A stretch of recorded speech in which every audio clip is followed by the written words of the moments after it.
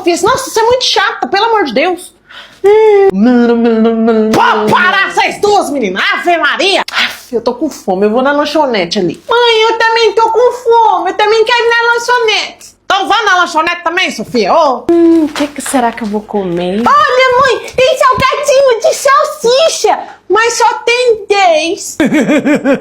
Moça, me envia esses 10 salgadinhos de salsicha, por favor. Você tem certeza? Tenho, por quê? Então toma aqui os 10 salgadinhos, hein? Obrigada. Sofia, o que você vai querer? Fala pra moça. Eu não quero mais nada não, mãe. Ai, moça, eu não vou querer nada não, tá? Muito obrigada. Parabéns, vocês são as vencedoras, hein? Ganharam o quê, meu Deus? O salgadinho? É, o primeiro cliente que não pedisse nada que hoje ia ganhar uma viagem de cruzeiro.